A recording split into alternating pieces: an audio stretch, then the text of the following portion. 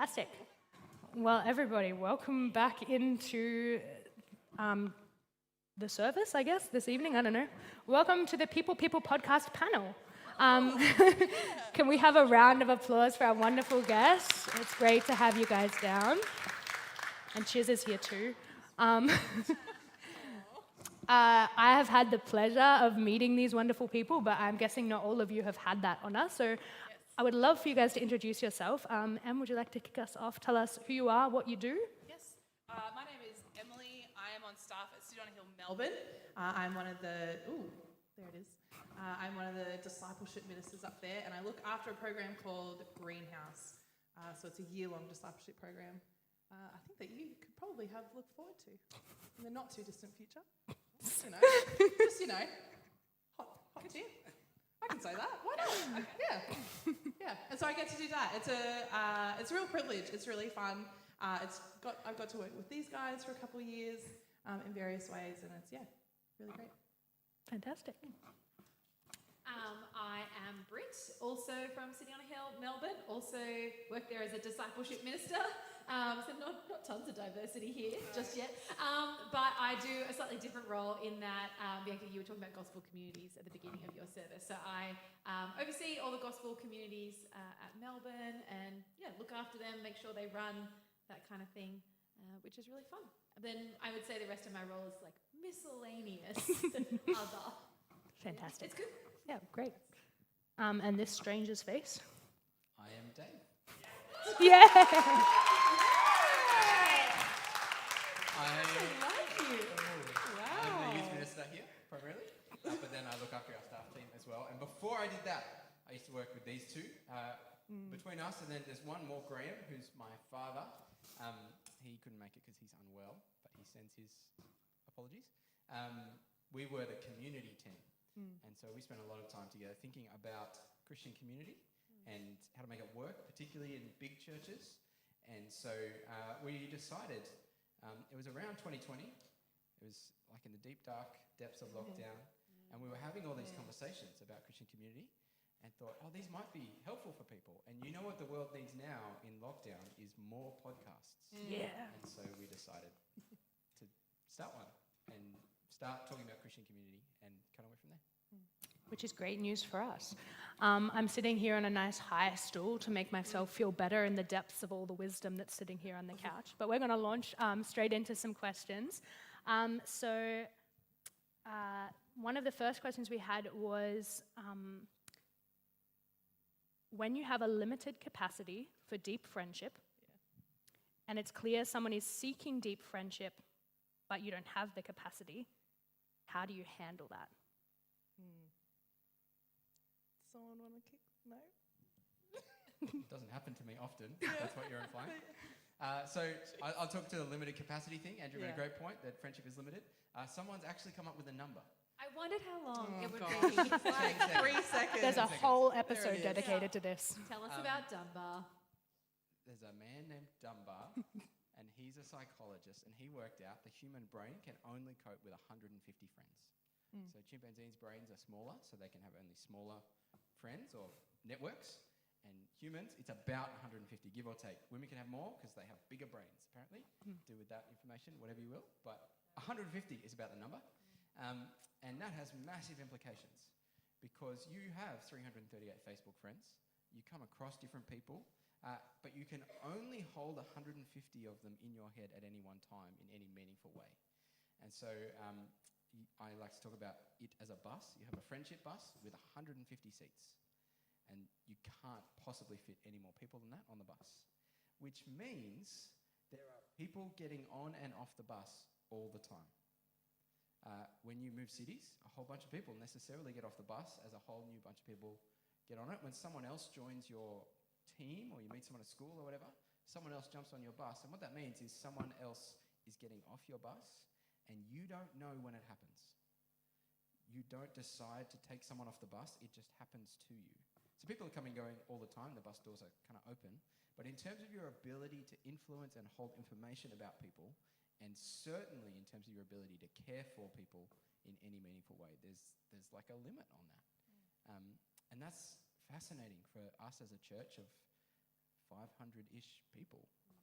We can't all be the whole church to each other. And so there's a lot for us to unpack about how to do that. So that's just more questions. But it's a real thing that we need to wrestle with in real time, because if we haven't wrestled with that, it means people are not on the bus and they could be getting left out of Christian community. Fantastic. So we understand there's a limited capacity, but do any of you have any further thoughts on how you would deal with someone who's seeking a deeper friendship when you have reached your 150 people and there's just no room on your bus? I think it's really important to be, this is where Christian community comes into play, because this is where you can help connect people to other people.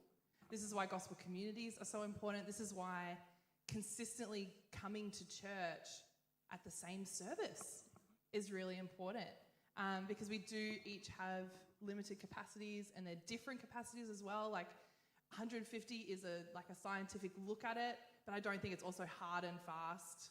Like my 150 is full. Sorry, Britt. Like you were 2 weeks too late. I don't think that's how it works, but rather where are we at? How can we help connect people to other people? Your church is full, City on Hill Geelong is full of people who are really good at connecting others to others. And so you don't want to make the assumption that, well, Bianca has no friends, so let's give her one. But it is helpful to think, well, Bianca does know a bunch of people, and she might know someone who they can connect with really well. And so, thinking through how can I make sure that they feel a part of community here. You don't want to just be a friendly church, but a church where you can make friends. That's really, those are it's a slight nuance, but it's a helpful one. And so helping connect them to other people, at least is my first go-to when I just feel like I'm at capacity of just life, not necessarily a certain number of friends, but just at life. I'm like, okay, I need to make sure that I'm not this person's only person. And that's good no matter what your friendships are. Like, you don't, no one person can be one person's only person. Married people would say that, single people would say that. A spouse can't fulfill every need of community by design. And so it's good to connect with one people. It's good to take people out in there, find a table and be like, hey, have you met April? She's great. Let's chat. And you just broaden it. It's opening it up. That helps. Fantastic. That's like the practicality maybe alongside the scientific thought. That's some good wisdom. Covered it? Great. The next question was, how do you know if you're being wise in how you limit your friendship? So similar concept. And when are you being closed off or cliquey? A few quick reflections. I think I've been thinking about Dunbar's number for about 3 years since you introduced the concept. I think about him regularly and what that looks like. And I wonder I think where we landed, the podcast episode was 3 years ago, the depths of lockdown, it's a little bit hazy. But I think maybe some things we talked about were what would it look like to keep a few seats free on your bus to come into Christian community with a readiness and an openness, rather than having that posture of, I'm full, and I've got enough friends, I'm okay. And so I think in terms of being wise, I wonder what picture we get of friendship in the Bible is also one of giving.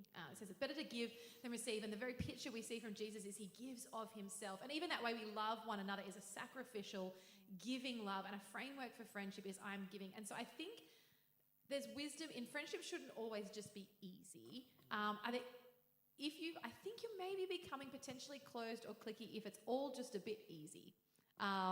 You don't feel like you're really giving of yourself. It's what is convenient to you. It's what is fun for you all the time. And don't get me wrong, friendship has wonderful, joyous, beautiful elements, but if it never feels like you are giving, maybe you could do a little more.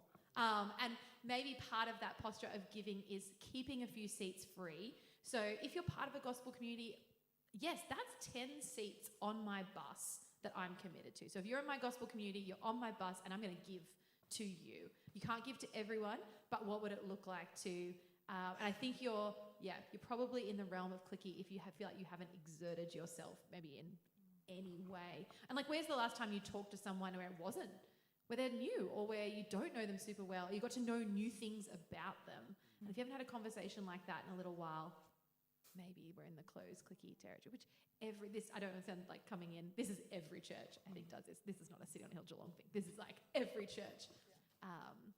That's just some initial thoughts. Great. Okay, great. Is it okay to be best friends with someone of the opposite gender? We were discussing this behind the scenes. Bum, bum, bum. I suspect we have a spectrum of a bit of an answer along here. Is the question, is it okay? Is it okay? I mean, it's done, so yes. Like, in the sense that I have some great friends that I look at and they have really healthy friendships. Can it always be helpful? No. Is it always bad? No.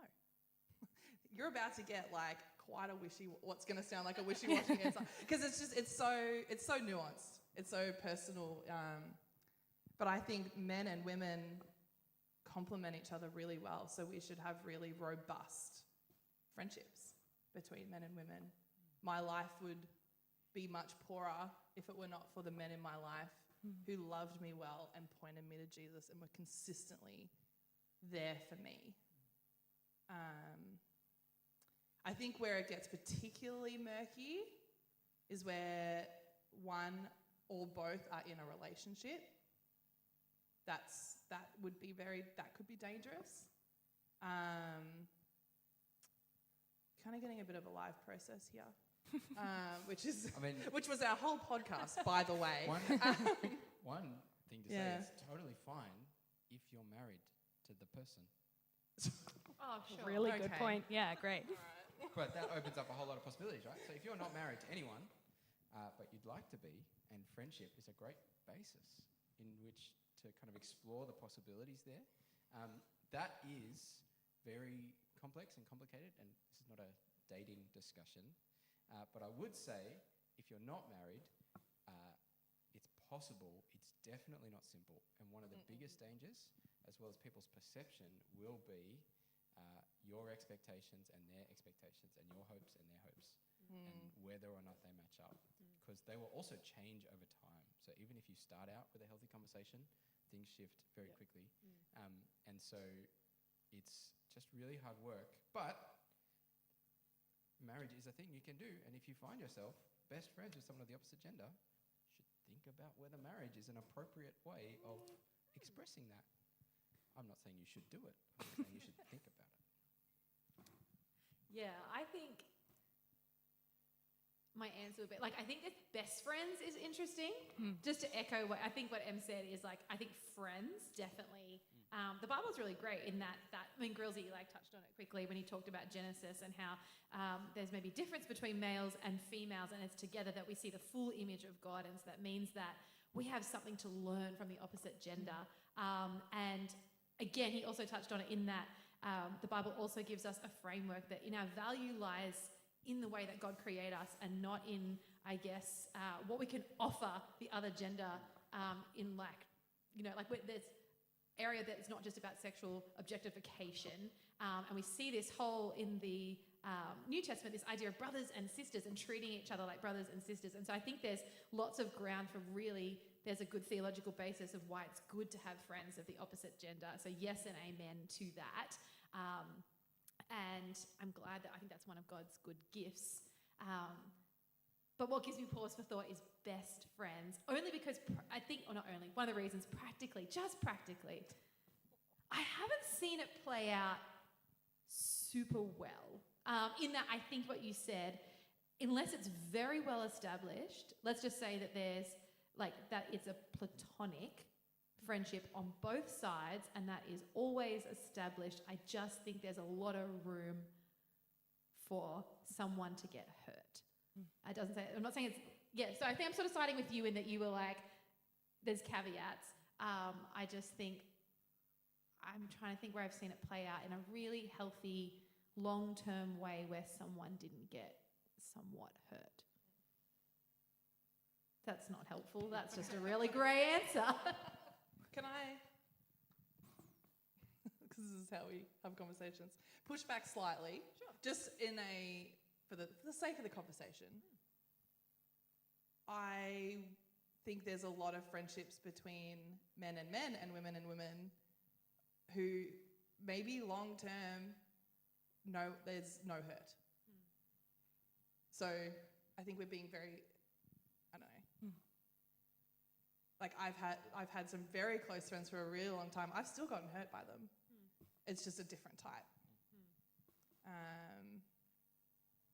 Expectations are still unmet. It's just different.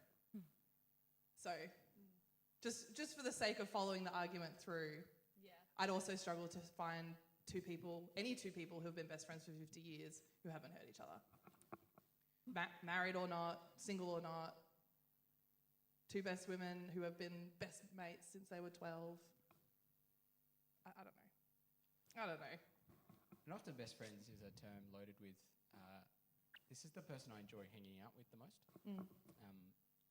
I'm not sure that's how, I mean, I don't know there's a biblical category for best friends, but the point of friendship, according to the Bible, is not enjoyment, although that is absolutely part of it. It's a good gift from God, but I think it's growth. And so I think Vaughan Roberts had this great quote, it's great to find a friend with whom you can be yourself.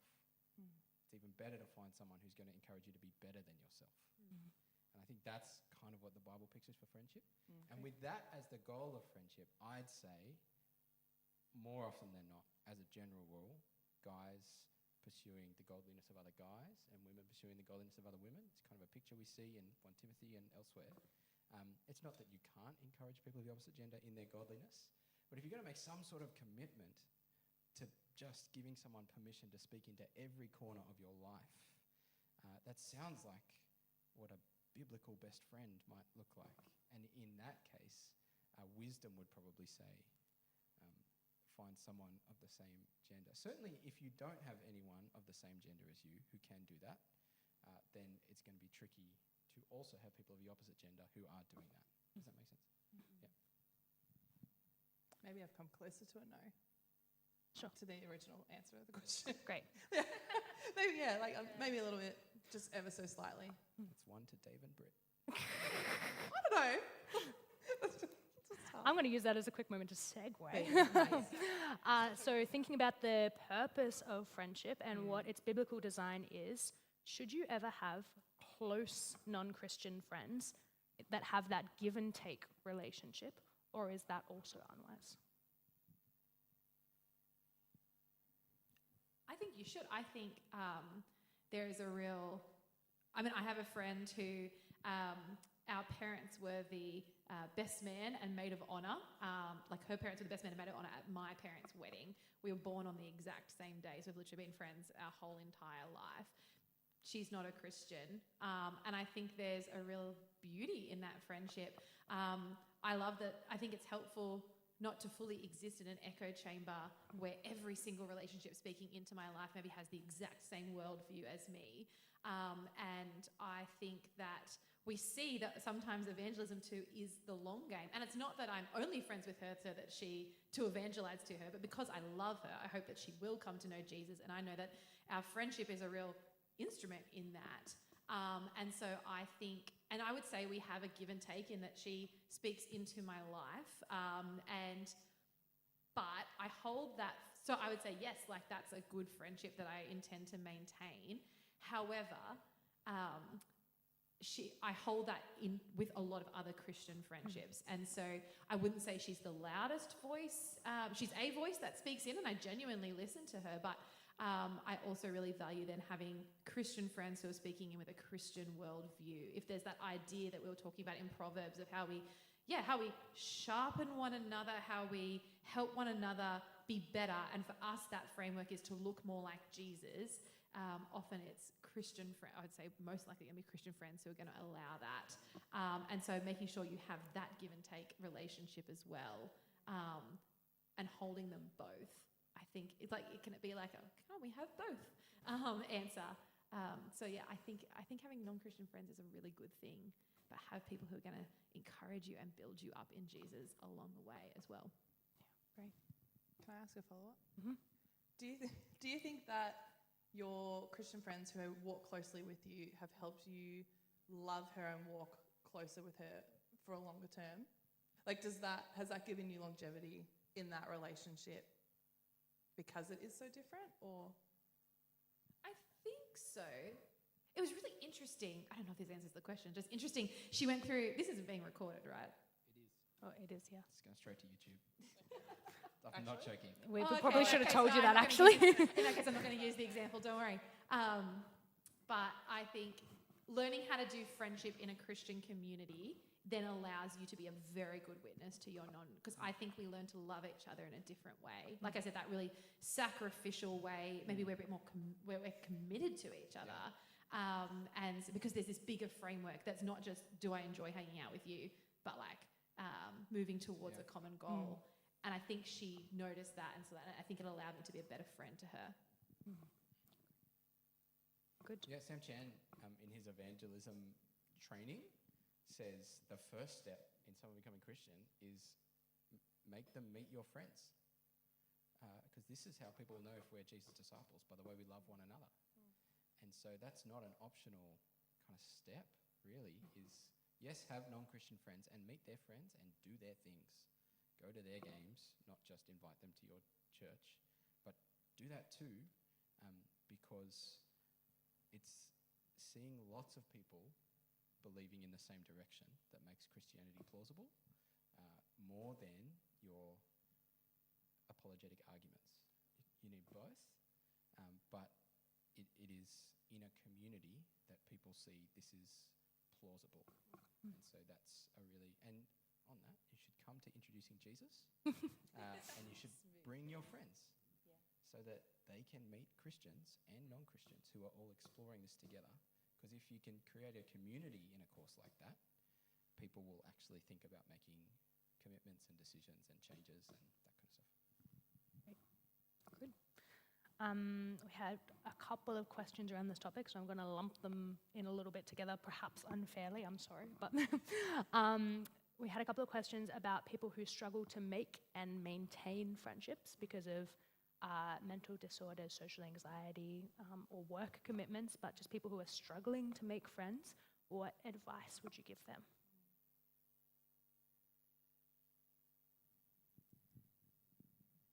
We recorded another podcast. Sorry you weren't there, Dave. Another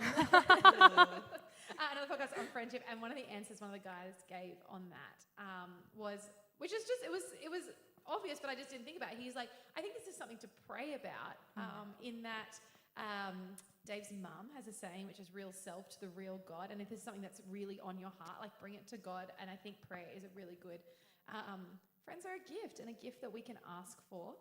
So I think that's one, is just a helpful step. I think two, kind of, Grillsy referenced it. He was talking about the C.S. Lewis book and how friendship is that moment where it's like, aha, you too. And I think we therefore find that, or have a better chance of finding that, when you somewhat get involved. And so I would encourage you to come and serve. And please hear this clearly, that it's not just to fill a roster. I have no idea what your roster situation is. Maybe you have too many volunteers. But no, that never happens.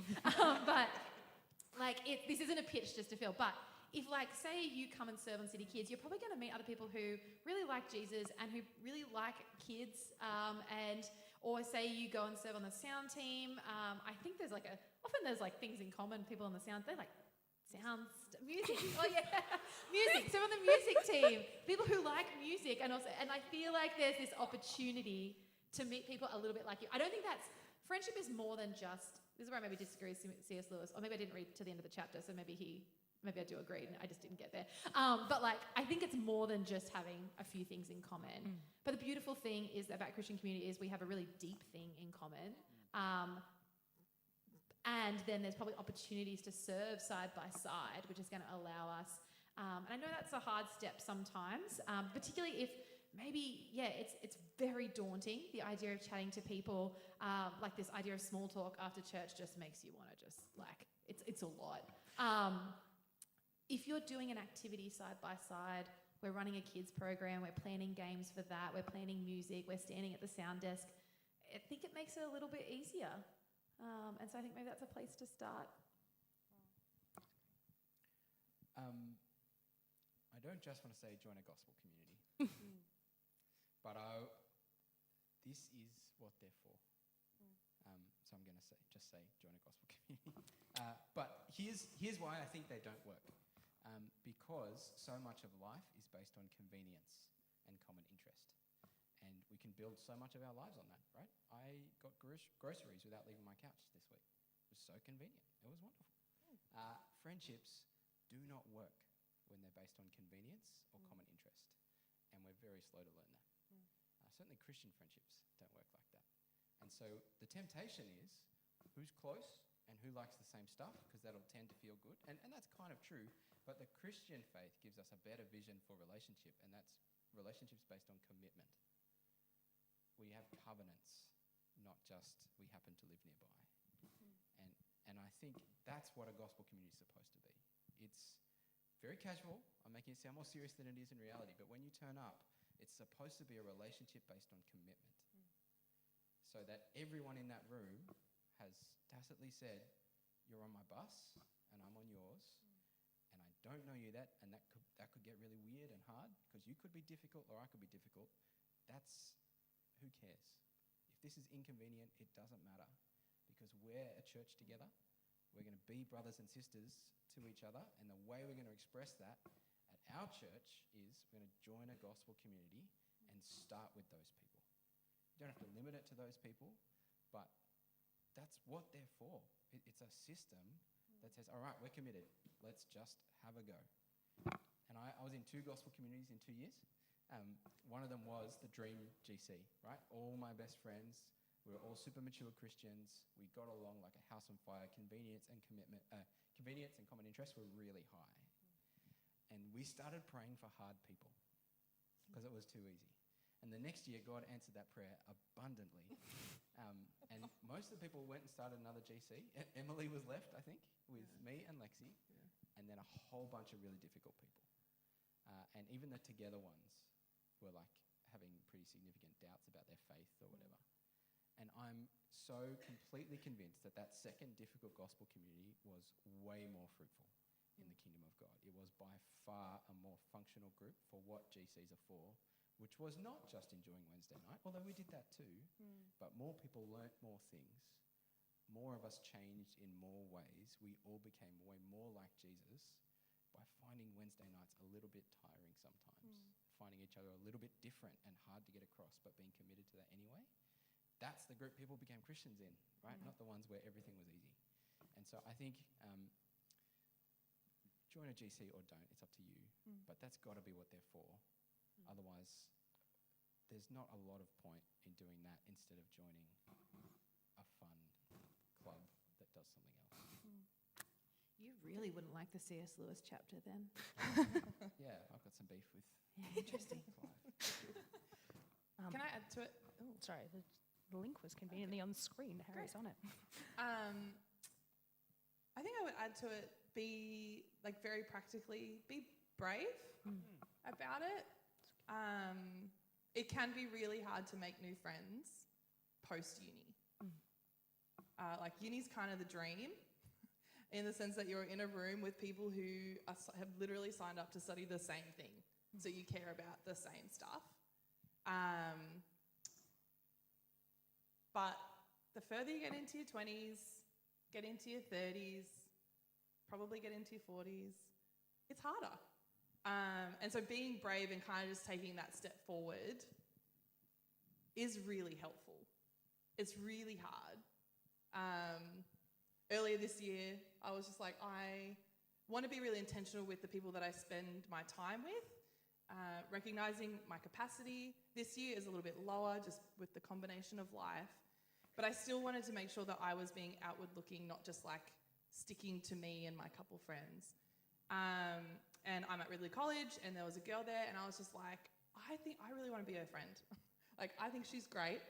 I see that she's got some wisdom. She wants to be in ministry. I'm in ministry. I think there could be like some cool conversations there. But I literally walked up to her and was like, can we be friends? Like, kind of formalized it a little bit, like kind of like your DTR, but with your friend. Like, can we be friends and can we be intentional about it and go out for a coffee? And so we go out for a coffee once a month and we sit and we chat and we cry and we pray. And like, it was so great because I asked it and I was so nervous, which is so weird. Like, I really like people, but I was just like, oh, can we be friends? You know?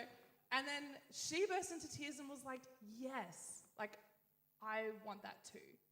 So beautiful. Right?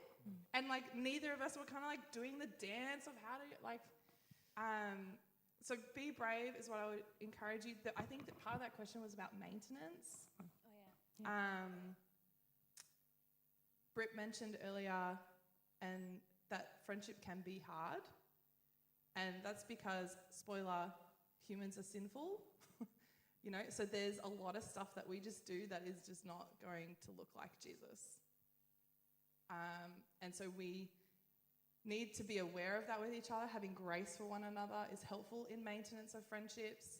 Find out how you can love your friend, and even if that doesn't come naturally to you, do that. I think that's, for me at least, over the years, that has been the one thing that has maintained friendships. And if that is talking on the phone, so like Britt's a big phone talker and I'm a texter. Like, and it's a weird place where we differ. Voice memos is not the middle ground, though. And it is not the middle ground. I found that, it's fine. But like, I'm a big fan, so don't listen to that.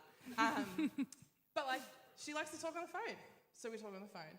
You know, and she texts as well. Like, it's not just, but like, it's also finding out, wow, you're really stressed at the moment. I know a way that I can love you is by cooking you a meal and chopping up some veggies.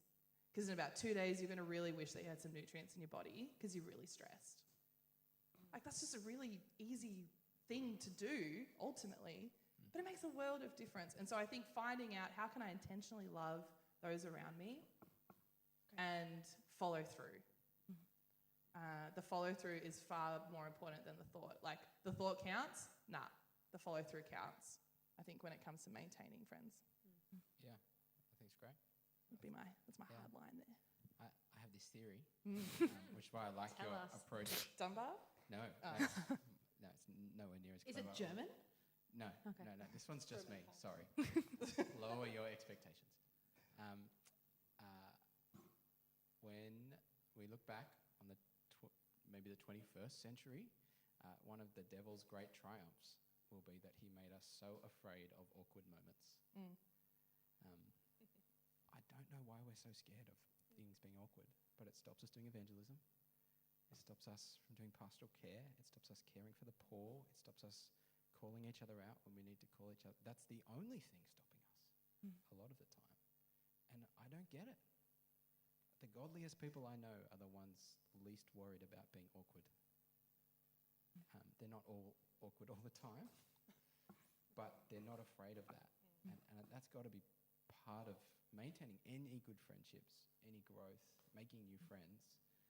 Who cares if it's awkward? Try again. But I say I don't understand why awkward is so bad. I also feel it acutely, and it stops me doing all sorts of things. But I think awkwardness is a way bigger factor than it needs to be in lots of stuff. I have one final question for you guys, I reckon, but potentially a difficult one. There is a person in my life who I mentor, but this person sees it as a mutual friendship. I don't know how to establish boundaries with them. So speaking about those relationships where maybe one person sees it as a more give and take relationship than you do.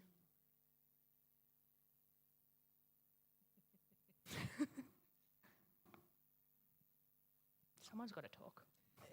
This is awkward. Absorb it, Dave, it's fine. I'm thinking about how I know the answer that I would give, but would I do it in real life? So I was like, Britt, answer with integrity. In that, like, part of me is like, Emily talked about it before, DTR, which we discovered, define the relationship, which we discovered when doing a podcast with some of our friends who have been married for like 15 years and they had no idea what DTR was, and Emily had to explain. And but I think as we talked about before, Dave, I think you taught me this when we were at Melbourne, and you were talking about how almost all relational conflict comes from a mismatch in expectations. And so, and Emily, what you say, I'll just quote you both. You said on a panel last week, you said clarity is kindness. Sometimes we want to do what is most loving isn't necessarily what feels most kind or most easy. Maybe we've got to embrace some awkward. Maybe there needs to be a clear articulation of expectations. Which is why, I mean, it's much easier to be like, at the beginning when we encourage people to mentor other people, we often say, hey, have an initial catch-up where you just talk quite plainly about what this is, what our expectations are, how often will we meet, where will we meet. Sounds like the ship's kind of sailed on that regard. But because starting relationships with a clear expectation is helpful, or maybe even saying, hey, I would like to be friends. So then what I want to say is that, like, when you're in this kind of scenario, maybe there needs to be a discussion around expectations or definitions. But if I'm going to be completely honest, how do you do that? Like, question. I know. Like, this is where I'm like trying to imagine actually having that conversation, and because I'm conflict avoidant, it makes me feel anxious. So this is where I'm going to segue to one of you two, because you're better at this sort of thing than me. So I just undermined my whole entire answer. That's right. Hope that was helpful. Yeah. Go on, you big meanies. Go ahead. I think maybe the first thing to say is, I don't think that they have to be mutually exclusive. Maybe that's like too spicy for the person who asked. But I have a girl that I mentor who is also a really deep friend of mine. And I think God in his kindness has protected the two spaces. And so while we don't want this to be like a slap answer, I think pray about it, absolutely. You just kind of have to call it for what it is. And your face might look like this, and you're just a bit, hey, I've noticed this. Actually, maybe that's how I'd do it. I think I would approach it of like, hey, I really enjoy this, and paint a picture of the mentoring that is happening. You asked me to do this, or we fell into, however you got into that situationship, address it and say, hey, I really appreciate this. Like I'm really grateful for the opportunity to speak into your life. Like, that's God's kindness to me. I find it really helpful. I've noticed that it's become more of a expectation. The expectations have changed. I really like hanging out with you. Like, it almost feels like it's a bit like, it's not you, it's me. But maybe that's just what it is. But I think affirming what is good and right and helpful for you too will go a long way. And maybe the relationship has just changed, and that's okay. And it's, hey, if it would be helpful for you to have someone who is in a different life stage to me as a mentor, can I help you connect there? Like, and because maybe the friendship is actually what God has intended, and you can go down that path, and you can find someone else for them to meet up with. Or maybe it's you redraw the line. I don't really know. Honestly, I don't know how you can redraw the line and stay in it. I can't get there mentally. Maybe Chiz, you can do that. But I think always affirming what is good in any conversation where you have to redefine it or have it be slightly awkward or you feel like you're letting them down. Always affirm what is good with true integrity and back it up with examples, I think. Britt, I've really loved how we've been able to do this. And you mentioned John 15 to me that one time, and that was really like... I thought you were going to give a real example. I'm really excited. It's fine. No, there's pressure. No. I think it's fine. But I think always affirming what is good is kind. And that helps you bring clarity into it. I'd affirm the question in that boundaries are important. And so by not acting on this, you're letting the person down. So that's important. It's a great question and a good impulse to want to follow through on. This happens to me a bit. I think when you're in ministry, you tend to mean more to people than they mean to you sometimes. That's not a flex. It sucks. I hate that that's the case. Do they mean There's some devastated in young a adults. different? I feel like they Obviously, you love I'm not these talking people, about the but in a youth. The youth different mean way. the world to me. Yeah, because you can deeply love someone and be for them. Absolutely. But yeah. it's not maybe in the same relational. It's give and take. asymmetrical, Yeah. and again, it's devastating. It's one of the things I hate most about being in ministry, is you can't be for people what you want to be for all the people. But I have learnt a couple of things that help. The first one is on ramps and off ramps. Be a little bit awkward at the start by saying, "What is this? You want to meet up for coffee? That's great. Is this a one-off, or are we going to do it a few times?" It's a simple conversation. There's ways to have it that aren't super awkward, but it's a little bit awkward, and that's not a big deal. I have a mentor who I've been meeting with for 5 years. Every 6 months he asks me, "Would you like to go again?" And the answer is always yes, but he always asks. And I find that really helpful, because if the answer ever becomes no, it's going to be really hard to break up unless he keeps asking. And so that's helpful. The other thing I would say with any awkward conversation or any difficult conversation, it never gets easier by leaving it. These conversations only become more difficult the longer you wait to have them. Problems grow, expectations get more concrete, and you get further and further apart. And so have a conversation early while it's this size, because it's not getting smaller by itself. In any kind of relational conflict, you want to address it early. This is why people shout at each other with no context, because this thing's annoyed me for years and I haven't said anything, and then I just blew up. A much healthier, more loving way is to have a slightly awkward conversation early on. I don't like it when you pick your nose at the dinner table. That's better than shouting, but have the conversation early. So that, there's no easy way to do it. There's no simple fix. There's only awkward fixes, but maybe awkward isn't the worst thing. Your dad is quite good in the mentor space, Graham Chiswell. Just the Chiswells in general. You're very blessed to have one. We got 4. Yes, you do. I'm looking at one. Is going into like a mentor relationship with someone, almost having it timed from the get-go. And so like some of the girls that I meet up with at the moment, it's, hey, for 2023, we're meeting up. And then but if you say that at the beginning, that might take that every 6-month conversation may mitigate some of the shock of it. Yep. But yeah, if you are in a relationship or you are someone who loves to mentor, what a blessing to this church that this question's even being asked, actually. The fact that this is a regular rhythm here and happening with different people is beautiful and a beautiful reflection of, how the church should be. But I think if you go into it with like forever in mind or without an end date, that's where it can maybe get a little bit complicated. It's good. Well, we might wrap up there. Can we have a big round of applause for these guys for being up their time?